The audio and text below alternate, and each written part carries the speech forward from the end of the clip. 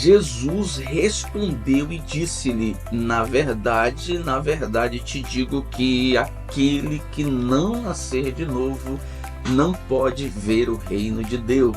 O novo nascimento é o modo bíblico de transformação radical da natureza do pecador. A conversão diz respeito à resposta do ser humano à oferta da salvação de Deus e a iniciativa de Deus de se aproximar dele. A regeneração é o outro lado da conversão. É obra totalmente divina.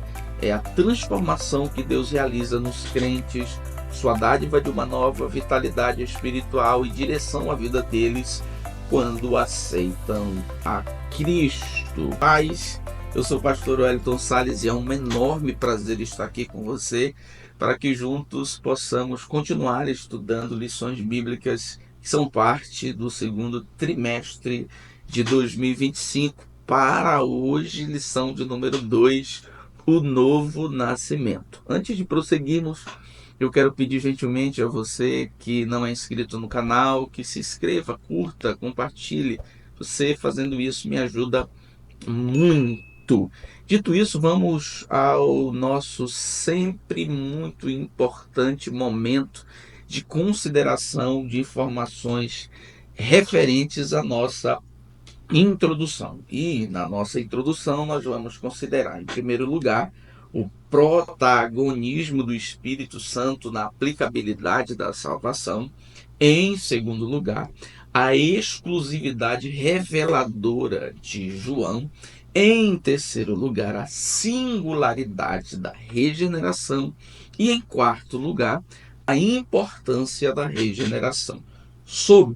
Em primeiro lugar, o protagonismo do Espírito Santo na aplicabilidade dessa lição, tem-se que nesta lição estudaremos uma das mais significativas obras do Espírito Santo, a regeneração.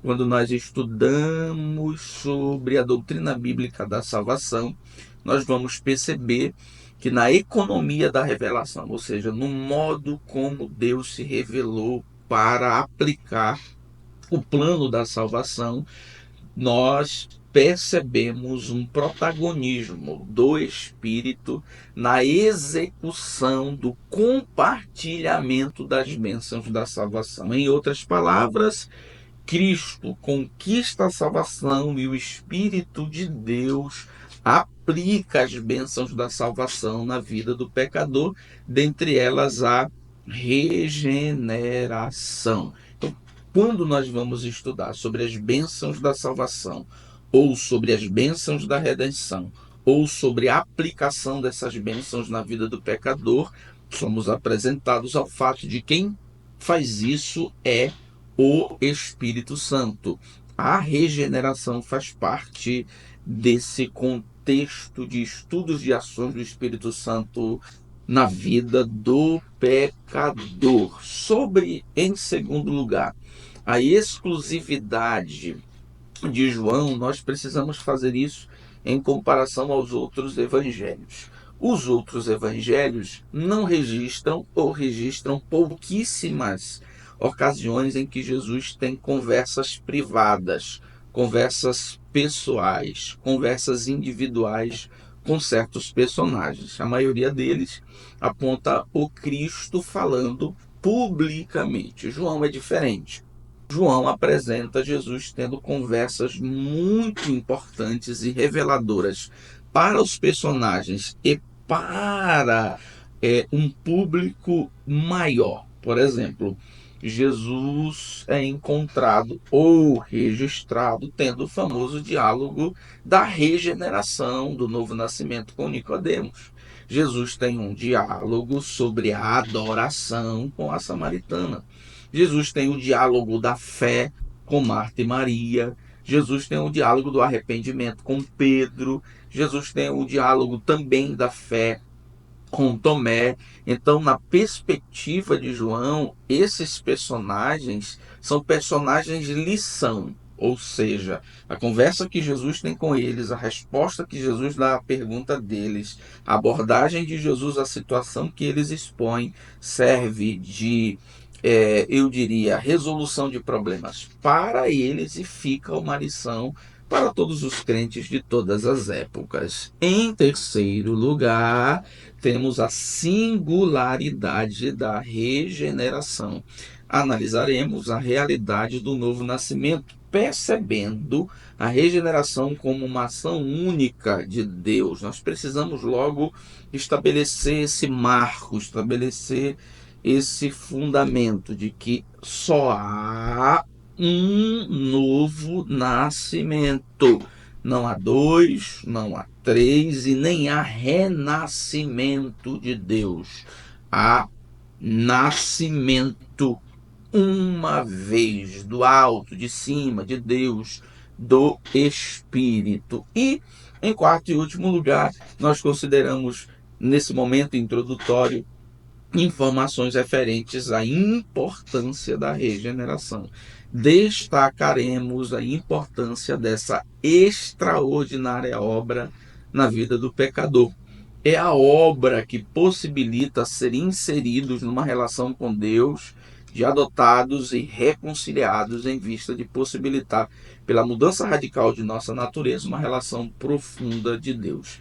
Você certamente já ouviu dizer que, para que se compreenda melhor a salvação, a Bíblia utiliza figuras, imagens da salvação. Dentre elas está a figura da reconciliação e da adoção, que tem consigo algo em comum, o que é a possibilidade de relacionamento com Deus. A reconciliação desfaz o que não nos permitia ter um relacionamento pacífico com Deus, que é a culpa do pecado.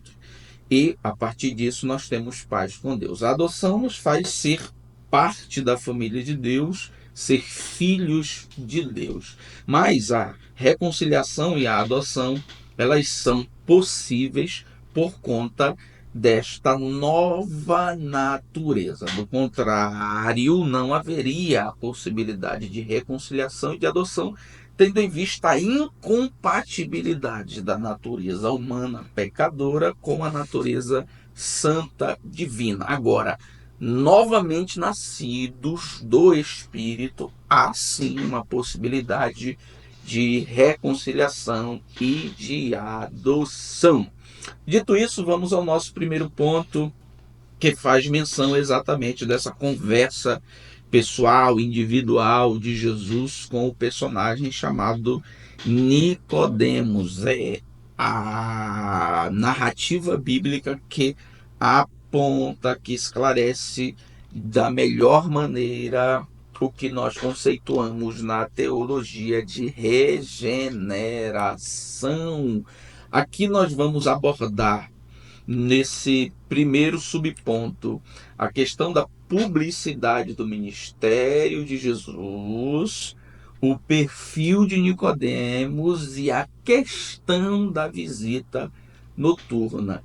Em primeiro lugar, nós abordamos a questão da publicidade do ministério de Jesus porque foi colocada, por assim dizer, no diálogo por Nicodemos. Nicodemos começa o diálogo dizendo assim: sabemos que ninguém que não pode ter vindo de Deus faz as obras que você faz. Então, Nicodemos demonstra que ele conhece Jesus. Jesus, nas entrelinhas, é apresentado aí como alguém que desfruta de certa publicidade. O contexto de João 3 revela que Jesus já era uma figura conhecida em João, em Jerusalém. É interessante lembrar que, no quesito publicidade, João é mais enfático. João dá mais ênfase ao ministério público de Jesus. Por quê? Os outros evangelistas, eles registram os movimentos do ministério de Jesus, o desenvolvimento do ministério de Jesus numa região chamada Galileia. João manifesta o desenvolvimento de Jesus com ênfase em outra região, chamada Judéia, em específico em Jerusalém. Então Jesus fica, na perspectiva de João, num ponto geográfico, num lugar de muita publicidade. É João que manifesta Jesus, inclusive, cumprindo com o calendário judaico, indo a Jerusalém repetidas vezes cumprir com as suas obrigações judaicas. Então, na perspectiva de João, no lugar em que João aponta o desenvolvimento do ministério de Jesus, nós temos um Cristo mais público do que o Cristo, eu diria assim, dos outros evangelhos. Para além disso, para que a gente compreenda, né, o entendimento de publicidade, o conhecimento de Jesus que Nicodemos tem, é necessário nós observarmos o que acontece nos capítulos anteriores. Por exemplo, tem o encontro de Jesus com João Batista e o batismo público. Os acontecimentos do batismo foram muito públicos. São pessoas vendo, e pessoas que inclusive tiveram contato com a experiência de Jesus com o Pai. Por exemplo, a questão da publicidade de Jesus fica nítida no milagre em Caná, no casamento, fica ainda mais evidente na atitude imediatamente anterior ao registro do diálogo de Jesus com Nicodemos, que foi Jesus no templo. O templo é o auge, o templo é o ápice, o templo é o lugar mais alto de publicidade naquele momento, na perspectiva tanto romana quanto judaica, tendo em vista essa centralidade social, religiosa e política do templo. Tudo o que acontece no templo irradia naquele contexto romano e naquele contexto especialmente judaico. Jesus foi lá no templo, limpou o templo, surpreendeu todo mundo. Isto juntando ao encontro público com João Batista, juntando com o milagre de Caná da Galileia e juntando com o chamado dos discípulos e outros acontecimentos, faz com que Jesus, esse Cristo que se encontra com Nicodemos, não seja um desconhecido, mas seja extremamente público. Em vista disso, nós agora, depois de considerarmos a importância da publicidade de Jesus que Nicodemos considera, nós vamos considerar o perfil de Nicodemos. Nicodemos pode ser, eu diria, definido com um perfil caracterizado por três aspectos. O primeiro aspecto do perfil de Nicodemos é o perfil didático, logicamente. Nicodemos é mestre em Israel. E esse aspecto do perfil de Nicodemos já demonstra certa relevância social de Nicodemos, porque os mestres em Israel, os escribas, os que se dedicavam ao ensino, ganham muita relevância social depois do exílio babilônico. É só lembrar da importância didática de Esdras, por exemplo. A partir de Esdras, o mestre, a figura do professor, a figura pedagógica, a figura do escriba, passa a ter uma relevância social muito significativa, porque Israel fica num vácuo de conhecimento da lei, de conhecimento de Deus, de conhecimento genealógico. Então, o mestre passa a ser fundamental para a unidade religiosa, a unidade nacional. Mestre em Israel é uma posição de muita relevância. Depois, outro aspecto do perfil de Nicodemos é o aspecto jurídico. Nicodemos é membro do Sinédrio. O Sinédrio pode ser definido, em outras palavras, como o superior tribunal religioso dos judeus da época de Jesus, que era composto por 71 anciãos. E, nesse sentido, os anciãos são pessoas que, ao lado da sabedoria, da competência, também são pessoas maduras nesse contexto religioso. Foi o Sinédrio que decidiu condenar Jesus, e certamente Nicodemos estava nessa circunstância e até falou em favor de Jesus, mas foi prontamente rechaçado. Então, ser membro desse superior tribunal também possui uma relevância significativa. Ao lado dessa característica jurídica do perfil de Nicodemos, temos como consequência óbvia o perfil financeiro de Nicodemos. Nicodemos não é um pobre de Israel. Nicodemos, por ser mestre, ter essa relevância social, por ser membro do Sinédrio, ter essa relevância jurídica, por ser fariseu e tendo em vista a relação política do Sinédrio, dos mestres, dos fariseus com Roma, certamente Nicodemos era alguém de muitas posses, o que, segundo algumas pessoas, pode explicar o horário do diálogo dele com Jesus. Esse é um ponto, dentre outros, que acaba sendo motivo de debate e apresenta uma variedade de possibilidades de interpretação. Por que Nicodemos foi visitar Jesus de noite? Primeira possibilidade, porque Nicodemos queria um momento a sós com Jesus. Jesus é um homem público, há sempre uma multidão em torno de Jesus. Nicodemos queria um momento a sós com Jesus. Esse momento a sós, na perspectiva de Nicodemos, pode ter sido apenas à noite.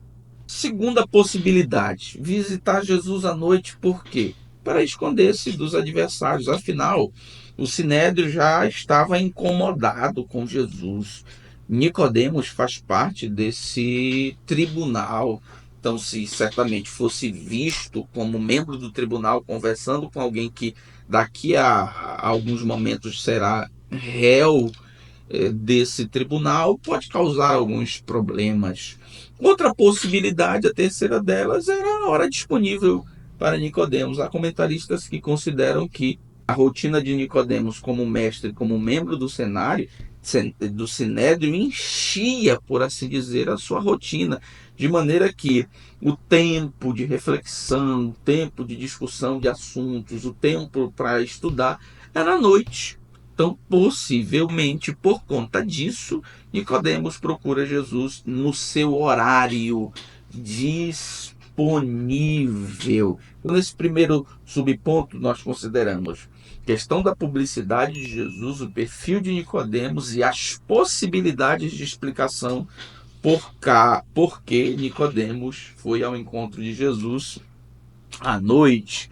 Segundo subponto, o reconhecimento de Nicodemos sobre Jesus como mestre. Aqui cabe a gente fazer a consideração que, muito embora nós façamos menção de muitos termos pelos quais Jesus foi tratado, nós esquecemos da relevância e da abundância de vezes que Jesus foi tratado como professor, como mestre. O versículo 2 indica que Nicodemos percebeu a autoridade que o Pai concedeu a Jesus, chamando-o de Rabi. Ele reconhece em Jesus o mestre vindo da parte de Deus.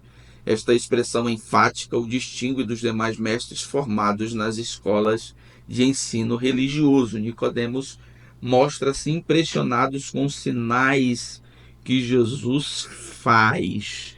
Então, temos aqui o reconhecimento de Nicodemos e a impressão que Nicodemos tem de Jesus, especialmente pelos sinais que Jesus faz.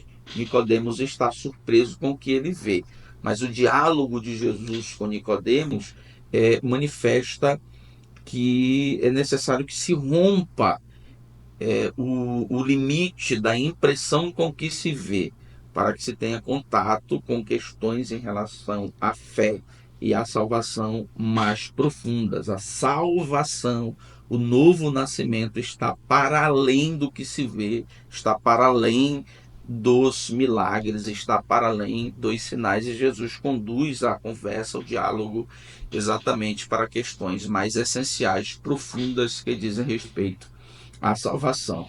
Qual é o termo que Nicodemos utiliza para se referir a Jesus? Rabi. E aqui nós temos pelo menos três aspectos do uso da palavra rabi. O primeiro deles é intelectual, rabi, mestre, conhecimento. O segundo deles é espiritual. Rabi significa meu mestre e senhor. E o terceiro, pode ser o aspecto tão somente da deferência, do respeito, um aspecto de honra. Qual é o conceito de rabi utilizado por Nicodemos quando se refere a Jesus? O conceito certamente espiritual, meu mestre e Senhor. Por que nós temos a convicção disso? Porque a continuidade do que Nicodemos expressa comprova o conceito que ele tem a respeito da divindade, eu diria, do mestre Jesus. Ele reconhece primeiro, és mestre da parte ou és mestre vindo de Deus. É interessante pensar nisso, como isso tem um impacto no contexto em que é dito, porque só poderia ser mestre em Israel se fosse formado em duas faculdades, em dois centros, eu diria assim, teológicos que existiam na época. Primeiro, casa de Hilel, segundo, casa de Shammai. Se você encontrasse um mestre em Israel, ou ele era egresso, ou seja, ou ele havia sido formado na faculdade de Hilel, ou ele havia sido formado na faculdade de Shammai. Mas o que Nicodemos consegue perceber é que o Rabi, Jesus, não é nem da casa de Hilel nem da casa de Shammai, não é nem da faculdade de Hilel e nem da faculdade de Shammai. É mestre vindo de Deus. E depois ele faz a seguinte declaração: e ninguém faz estes sinais que fazes se Deus não for com ele. Então, o termo utilizado por Nicodemos para chamar Jesus de mestre é esse, de meu mestre e Senhor, com ênfase no aspecto espiritual. Terceiro subponto, diálogo entre Jesus e Nicodemos. Jesus, sobre o conceito de nascer de novo e nascer da água e do Espírito, para poder ver o reino de Deus, deixou Nicodemos perplexo e deixa pessoas até hoje perplexas, que têm dificuldades de interpretar, né, as expressões, as metáforas que fazem parte do diálogo de Jesus com Nicodemos, especialmente quando Jesus fala do novo nascimento. Um exemplo de interpretação errada, por exemplo, desse diálogo é a respeito do vento. Jesus não está dizendo que quem é nascido de novo é sem direção, não sabe nem de onde vai, nem de onde vem, nem para onde vai. Pelo contrário, Jesus só está explicando o quão sobrenatural, inexplicável, misterioso é o nascer de novo. É igual o vento, ninguém sabe de onde vem e ninguém sabe para onde vai. Não é que nascido de novo é alguém sem direção, que vaga sem saber de onde vem nem para onde vai. É o milagre do novo nascimento, com a metáfora do vento, que é inexplicável. A respeito especificamente das metáforas para a regeneração, nós temos duas principais que são logicamente percebidas no diálogo de Jesus com Nicodemos. A primeira delas é o nascer de novo, e esse nascer de novo aqui no original grego traduz a ideia de nascer de cima.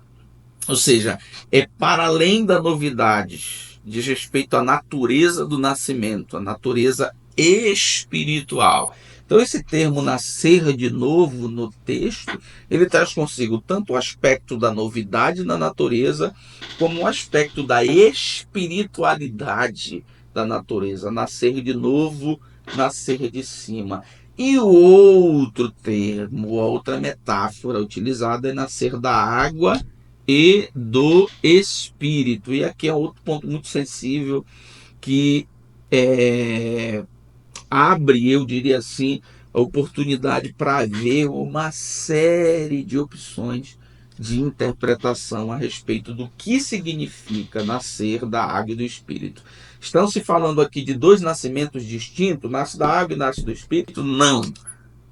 essa maneira que João expressa o novo nascimento é uma maneira típica da língua grega para dar ênfase, para apresentar o fato de maneira mais forte, enfática.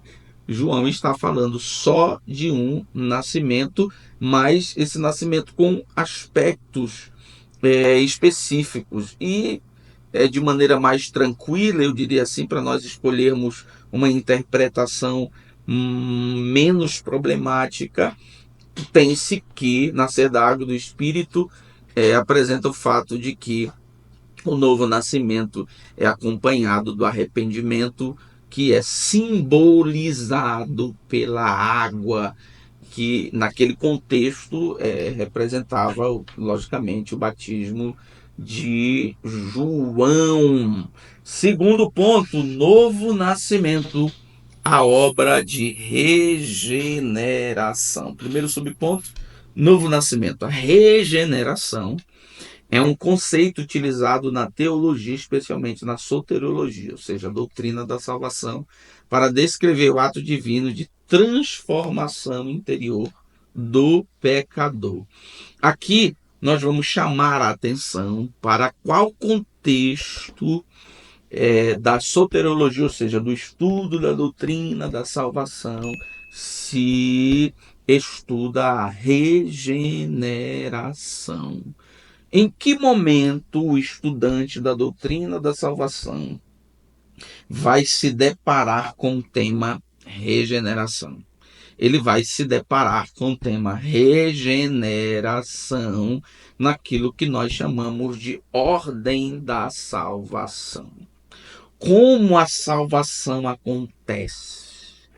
Como as bênçãos da salvação são aplicadas pelo Espírito Santo na vida do pecador? Quais as bênçãos da salvação são aplicadas na vida do pecador? E aqui há um problema. Geralmente se compreende ordem da salvação como se as bênçãos da salvação pudessem ser entendidas como algo que vem em primeiro lugar, em segundo lugar, em terceiro lugar. Aí vem o debate. Primeiro arrependimento, depois regeneração, ou regeneração, arrependimento, depois justificação. Não, antes da justificação é adoção. Não, depois da justificação é reconciliação. O que vem primeiro? A questão não é essa. Nós não temos capacidade para fazer essa análise. A questão da ideia de ordem aqui é a possibilidade de estudarmos as bênçãos da salvação de maneira destacada, de maneira específica, ou seja, de maneira ordenada. Eu posso estudar sobre regeneração, depois eu posso estudar sobre justificação, depois eu posso estudar sobre reconciliação, depois eu posso estudar sobre redenção, depois eu posso estudar sobre propiciação, depois eu posso estudar outros aspectos da bênção da salvação aplicadas pelo Espírito de Deus na nossa vida. Então, é nesse momento que o estudante da doutrina da salvação vai se deparar com o tema novo nascimento ou regeneração. Segundo subponto, a regeneração como obra exclusiva de Deus. E aqui nós vamos aprender sobre a exclusividade da obra, a execução da obra e a instantaneidade da obra. Sobre a exclusividade, tem-se que a regeneração é um ato que Deus realiza na vida do pecador. Mas existem momentos da aplicação das bênçãos da salvação na vida do pecador que há, eu diria, um compartilhamento de atividades. Deus age, o homem responde. Mas, no quesito regeneração, o homem não tem atividade nenhuma. Na regeneração, o homem é totalmente passivo. Ele é nascido. Deus o faz nascer. É o poder de Deus que lhe faz ser Filho, portanto, é uma obra exclusiva de Deus. Em alguns dos elementos da aplicação da redenção, que analisaremos nos capítulos seguintes, temos a participação ativa do pecador, né, do homem. Isso se verifica, por exemplo, na conversão, na santificação, na perseverança, mas na obra da regeneração não temos participação nenhuma. Olha o que Orton e Menzies dizem sobre isso. Assim como a conversão é uma resposta humana inicial, a regeneração é a resposta de Deus, a operação de seu Santo Espírito no coração do crente. Depois da exclusividade, vamos à execução.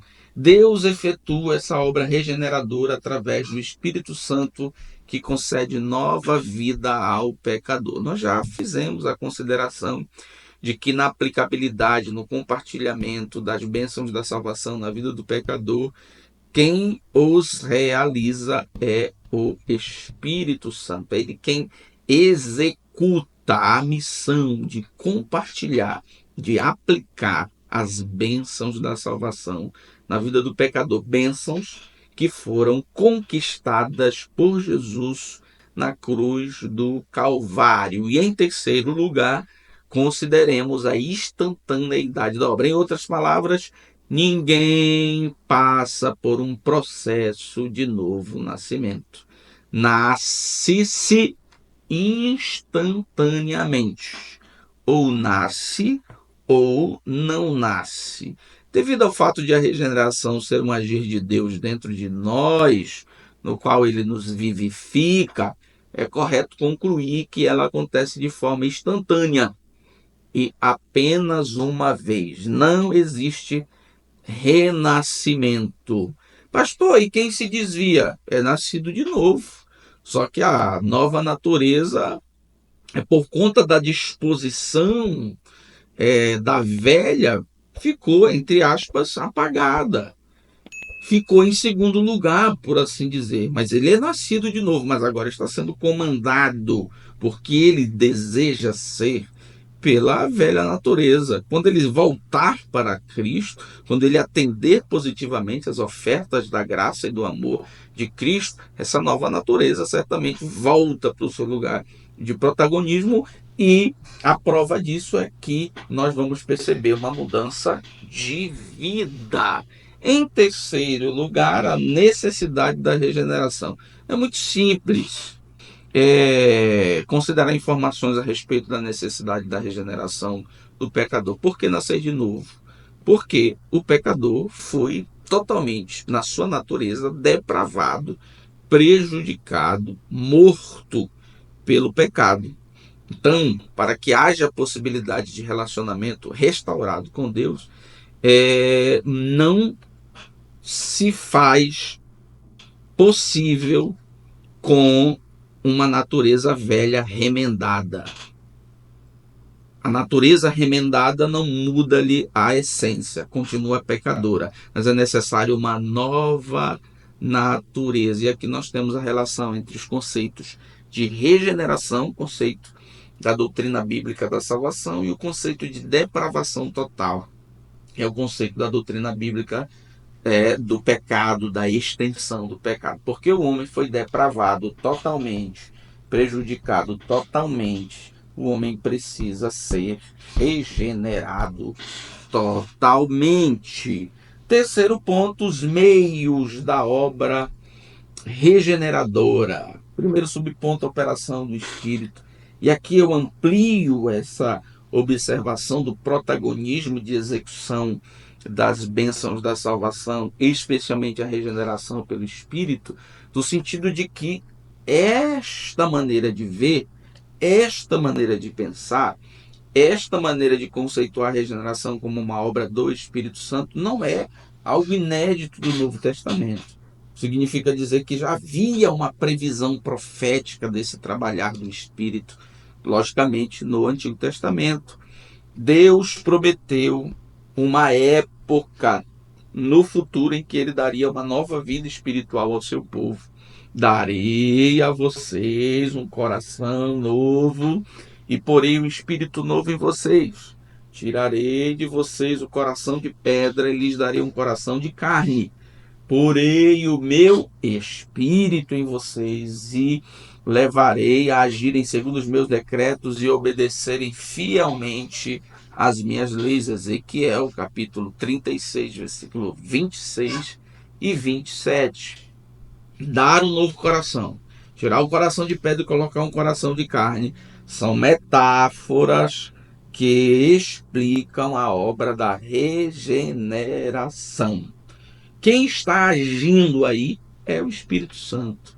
No Novo Testamento, isso logicamente fica mais claro, é o Espírito que opera o novo nascimento. Inclusive, um dos termos aplicados para a regeneração é nascidos do Espírito. Mas é preciso compreender, senhoras e senhores, que o modo como acontece a regeneração é inexplicável, é misterioso.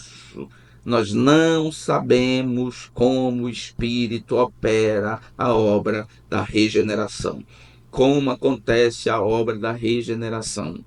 Quando acontece a obra da regeneração?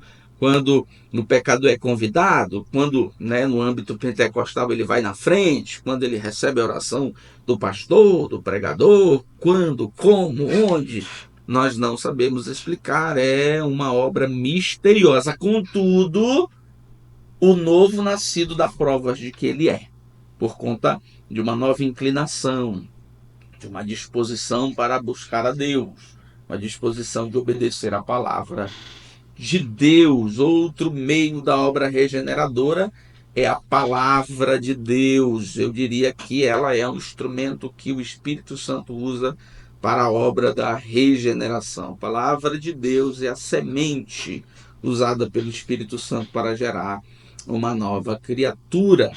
E em terceiro lugar, a vontade soberana de Deus. Deus soberanamente predestinou uma só possibilidade para a salvação. Qual? Novo nascimento. Quem não nascer de novo não pode entrar. Quem não nascer do alto não pode ver o reino de Deus. Nós partimos da concepção de que Deus predestina, sim, soberanamente, sim. E uma das maiores provas da manifestação da predestinação, que é resultado direto da vontade soberana de Deus, é que ele predestinou um único meio para a salvação, que é o novo nascimento. Só entra no reino se nascer de novo. Quem disse que é assim? Deus. Tem outro jeito? Não. Vontade soberana. Deus predestinou esse meio da salvação. Nós conseguimos? Não. É obra exclusiva do Espírito de Deus. Deus abençoe você e toda a sua casa, em nome de Jesus.